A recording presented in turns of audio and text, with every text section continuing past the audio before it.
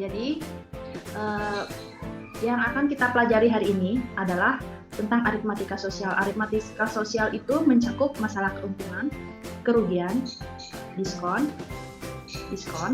pajak, bruto, neto, tara, dan bunga tunggal ya. Jadi yang pertama kita pelajari adalah memahami keuntungan dan kerugian. Bila mana sih seseorang dikatakan untung dan bila mana seseorang dikatakan rugi. Jadi seseorang dikatakan untung jika harga jual suatu barang itu lebih besar dari harga belinya.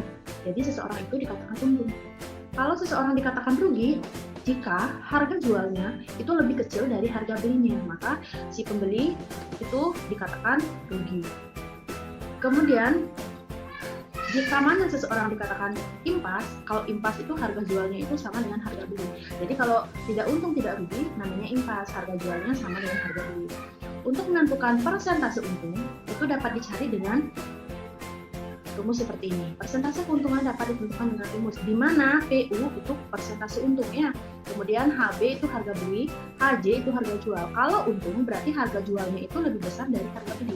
Jadi persentase untung dapat dicari dari harga jual dikurangi harga beli per harga beli dikali 100%. Kalau persentase rugi berarti harga belinya itu lebih besar dari harga jual.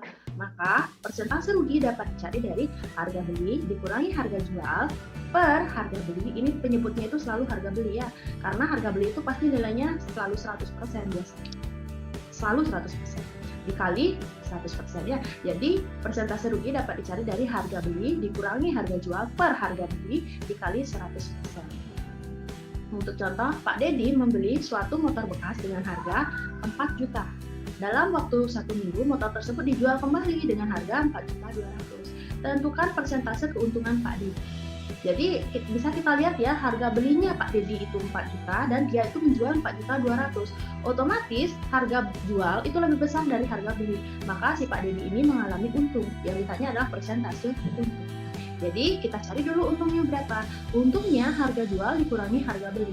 Harga jualnya 4.200.000 dikurangi harga belinya 4 juta. Maka hasilnya 200.000. Ini untungnya. Ya, besar untungnya. Berarti persentase untung dapat dicari dari besarnya untung per harga beli dikali 100%. Jadi besarnya untung itu kan 200.000 ya. 200.000 per 4 juta. 200.000 per 4 juta dikali 100%. Jadi ini nolnya bisa kita coret ya. 0, coret 0, 3. Ini nolnya lagi 2, bisa kita coret nolnya lagi 2. Kemudian si 01 ini bisa kita coret dengan ini. Nah, kita sederhanain ya. Jadi si nolnya ini kita coret dengan 0 ini. Selanjutnya si 2 sama si 4 bisa kita sederhanakan, sama-sama bisa kita bagi 2 ya. Bagi 2 ini dapat 1, ini dapat 2. Kemudian di sini kan ada 10. 10 dibagi 2 berarti hasilnya 5. Ya, jadi 5%. Jadi persentase keuntungan Pak Dedi itu 5%. Seperti itu. Kemudian selanjutnya menentukan bunga tunggal. Jadi secara umum bunga dapat diartikan sebagai jasa berupa uang yang diberikan oleh pihak peminjam kepada pihak yang meminjamkan modal atas persetujuan bersama. Jadi jasanya itu berupa uang dia. Ya, ada kalanya juga bunga dapat diartikan sebagai jasa berupa uang yang diberikan oleh pihak bank. Ini kalau dia itu nabung di bank. Jadi pihak bank memberikan jasa seperti reward gitu ya. Jadi jasa berupa bunga dari pihak bank yang menabung atas persetujuan bersama. Jadi tetap ada persetujuannya. Kemudian selanjutnya, misalkan jika seorang meminjam uang di bank sebesar M itu kita pakai pemisalan, M itu sama dengan modal ya, dengan perjanjian bahwa setelah 1 tahun dari waktu peminjaman harus mengembalikan pinjaman tersebut sebesar M tambah B. M itu modal ditambah dengan bunga. Maka orang tersebut telah memberikan jasa terhadap bank sebesar B per 1 tahun atau per tahun. Jadi bunganya itu bisa per 1 tahun. Jasa besar B disebut dengan bunga. Ya, B-nya bunga, sedangkan M merupakan besarnya pinjaman yang disebut dengan modal. Jadi M-nya itu modal. Jadi uang yang harus dikembalikan itu modal ditambah bunga ya. Kemudian bunga tunggal adalah bunga uang yang diperoleh dari setiap akhir jangka waktu tertentu yang tidak mempengaruhi besarnya modal. Jadi modalnya tetap, tapi yang harus dibayarkan itu adalah modal ditambah dengan bunga. Kemudian rumus bunga tunggal, jika modal sebesar M ditabung dengan bunga B persentase setahun, maka besarnya bunga tunggal dirumuskan sebagai berikut. Jadi seperti ini. Kalau dia itu dihitung dalam per tahun, setelah T tahun, besarnya bunga dapat dicari dengan B itu bunga ya, sama dengan modal dikali persentase bunga. Ini B itu persentase bunganya. Per 100 dikali T. T itu adalah waktunya. T tahun waktunya. Jadi kalau misalkan dalam pakai tahun ya langsung dikali T saja. Kalau misalkan dia itu pakai bulan, setelah T bulan besarnya berarti rumusnya itu modal dikali sama persentase bunga per 100 dikali sama T per 12. Ya, T itu ya tetap besarnya bulan, maksudnya lamanya ya, lamanya bulan, kemudian T itu per 12. Kenapa per 12? Karena dalam waktu 1 tahun itu ada 12 bulan. Karena ini kan bunganya itu per tahun, B persentase setahun. Kemudian setelah T hari, 1 tahun adalah 365 hari, besarnya bunga berarti sama. Tinggal yang berubah itu adalah T per 365 hari. Jadi keterangannya ini ada besar bunga B itu, kemudian BM itu modal awal, kemudian B itu persentase bunga, B kecil ya, B besar tuh besarnya bunga dalam bentuk nominal. Kemudian T itu waktu lama menabung untuk meminjam. Selanjutnya, contoh soal. Jadi Pak Adi meminjam uang di bank sebesar 15 juta dengan bunga 16% per tahun. Tentukan bunga yang ditanggung oleh Pak Adi jika akan meminjam selama 3 bulan. Jadi diketahui, kita selalu buat diketahui ya. Jadi diketahui itu sama dengan diketahuinya modal. Modalnya itu sama dengan RP, berapa modalnya? 15 juta. Kemudian ada persentase bunga, B kecil ya. Persentase bunga itu 16% per tahun ya, per tahun. Kemudian waktunya, T-nya itu sama dengan 3 bulan. Yang ditanya adalah bunga yang ditanggung Pak Adi. Ditanya berarti B besar. Ya, bunga yang ditanggung Pak Adi sama dengan berapa? Langsung kita jawab. Berarti bunganya, rumus bunga ya, bunga sama dengan rumusnya adalah modal dikali persentase bunga per 100 dikali sama waktu per 12. Berarti sama B sama dengan modalnya itu ada 15 juta dikali persentase bunganya itu ada 16% ya, 16 per 100 dikali sama lamanya itu 3 bulan per 12 ya. Berarti kalau yang bisa kita sederhanain aja. Ini 02 bisa kita sederhanain dengan 02. Kemudian si 12 bisa kita sederhanain dengan 3. Ini dapat 4, yang di atas dapat 1. Kemudian 4 sama 16 ya. Ini dapat 4, ini dapat 1, sama-sama berjumlah. Berarti yang masih adalah 15 kali 4. 15-nya nolnya ada, yang masih itu 4 ya. Berarti besarnya bunga sama dengan 15 kali 4 itu hasilnya 60 ya. Tambahin 0 lagi 1 2 3 4. Lagi 4 berarti ini. Ya. Oke, jadi besar bunganya itu adalah 600.000 seperti itu. Selanjutnya, Pak Dedi meminjam uang di bank sebesar 600.000. Setelah sekian bulan, uang tersebut berbunga menjadi 744.000. Jika bunga yang diterapkan di bank tersebut adalah 16% per tahun, tentukan lama Pak Dedi meminjam uang tersebut. Nah, kita buatkan diketahuinya dulu ya. Jadi, yang diketahui, selalu buat diketahui ya. Jadi diketahui itu modal awalnya itu adalah 600.000. Kemudian diketahui lagi uang tersebut berbunga menjadi berarti modal akhir ya. Modal akhir sama dengan RP 744.000. Kemudian diketahui lagi si persentase bunga berarti B kecil sama dengan 16% per tahun.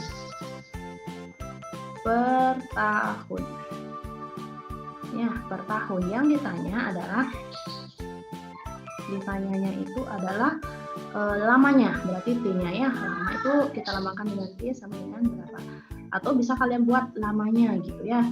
Berarti kita jawab Sebelum kita nyari namanya, kita cari dulu besarnya bunga ya. Jadi bunga itu sama dengan modal akhir dikurang modal awal. Modal akhirnya itu adalah 744.000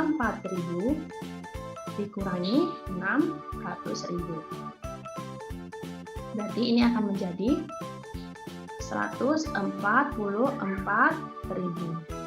Kemudian kita masukkan ke rumus si bunga ya. Rumus bunganya gimana? Masih ingat nggak? Rumus bunga kita buatkan di sini aja ya. Bunga itu rumusnya kan sama dengan M modal awal ya, dikali sama persentase bunga per 100 dikali sama waktu per 12. Jadi bunganya itu kita masukin ini. Bunganya itu ada 4. 144.000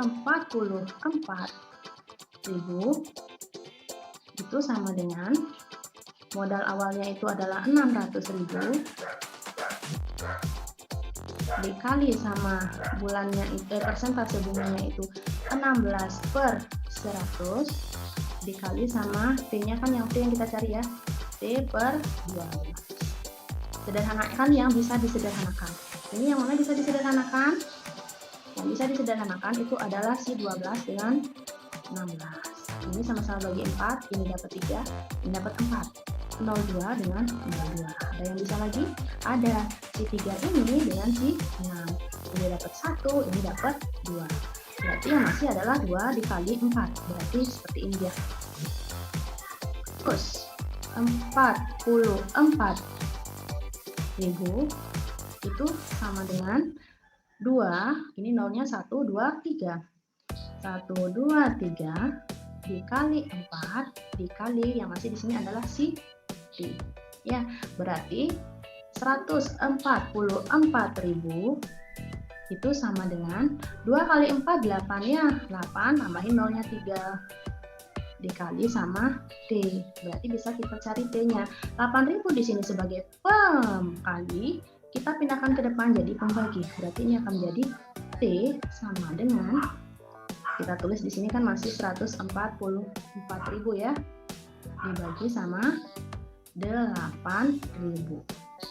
Sederhanakan, kita sederhanakan coret-coret. Yang mana bisa? Ya, jadi 03 dengan 03. Ya, berarti ini habis ya.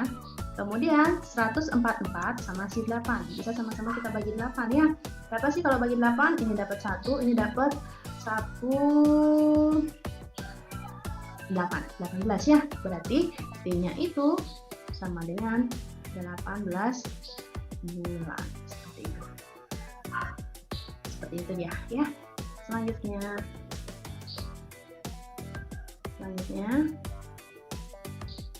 diskon. Diskon itu apa sih? Diskon itu potongannya. Jadi diskon itu sama dengan rabat ya. Diskon adalah potongan harga yang diberikan kepada pembeli barang. Jadi pembeli barangnya itu dikasih diskon. Harga bayar, artinya harga yang akan dibayar itu akan sama dengan harga jualnya dikurangi sama diskonnya. Maksudnya harga yang tertera di barang ya. Contohnya seperti ini, kakak tertarik dengan satu baju yang harganya 200.000. Setelah sampai di kasir, ternyata toko memberikan diskon 10% dari harga barangnya ya. Berapa yang harus dibayar kakak?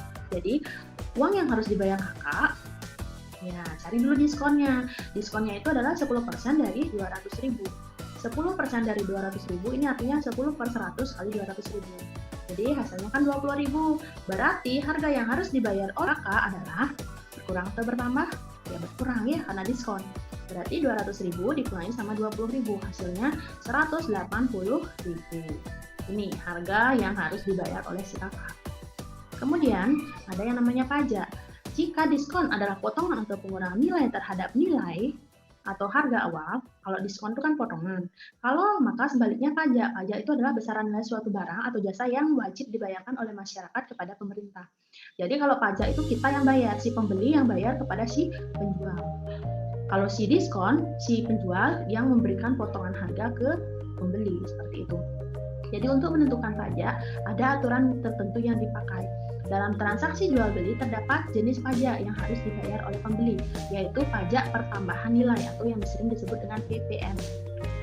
Nah, pajak pertambahan nilai adalah pajak yang harus dibayarkan oleh pembeli kepada penjual atas konsumsi atau pembelian barang atau jasa. Penjual tersebut mewakili pemerintah untuk menerima pembayaran pajak dari pembeli untuk disetorkan ke kas negara. Jadi si pembeli bayarnya ke penjual, nanti penjual yang bayarnya langsung ke pemerintah dari omset yang didapat oleh penjual. Jadi biasanya besarnya pajak PPN adalah 10% dari harga jual. Jadi kalau 10% dari harga jual ya. Jadi contoh seperti ini. Seorang menjual suatu barang dengan harga 200.000 tanpa pajak. Jadi harga yang dijual 200.000 tanpa pajak. Barang tersebut dibeli oleh seseorang dengan pajak pertambahan nilai atau PPN-nya itu 10%, sehingga uang yang harus dibayarkan oleh pembeli tersebut itu yang termasuk pajak ya. Jadi yang harus dibayar oleh pembeli berarti harga barangnya itu 200.000 ditambah sama pajaknya 10%. 10% dari 200.000. Maka 100% ditambah 10%. Dari mana sih dapat 100% ini? 100% ini mewakili barangnya ya, harga barangnya ini.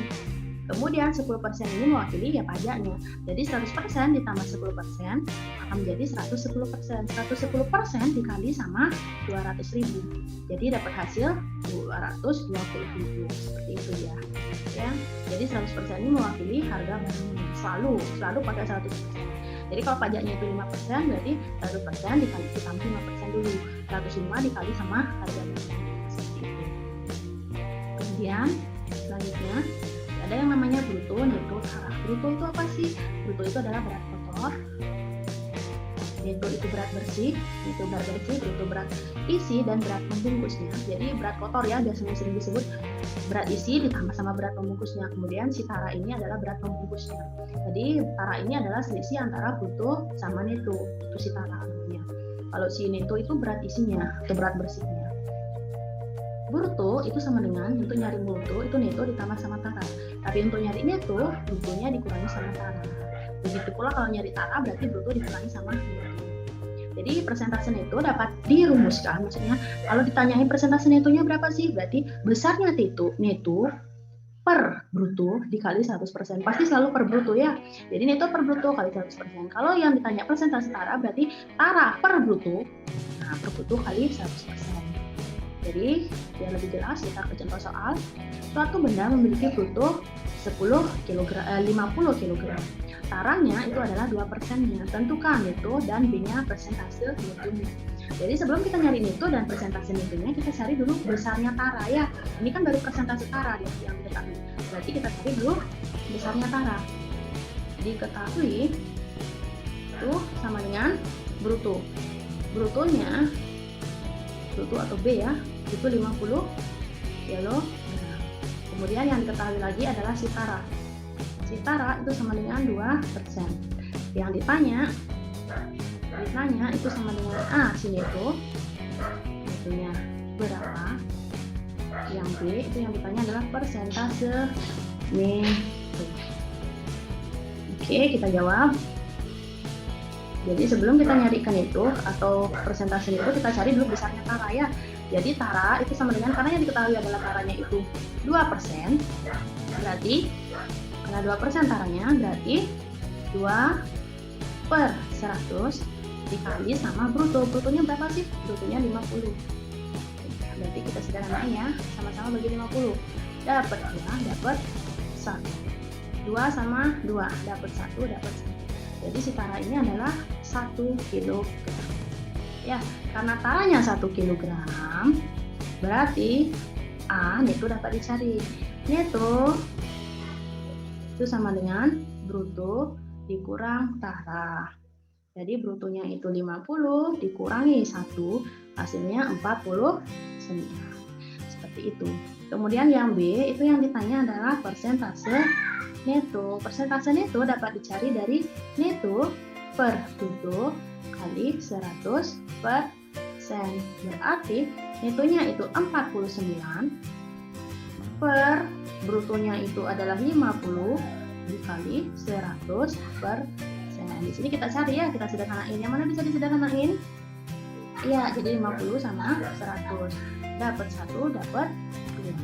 Jadi 2 kali 49 itu hasilnya, dapat 2 kali 49? 2 kali 49 itu hasilnya 98%.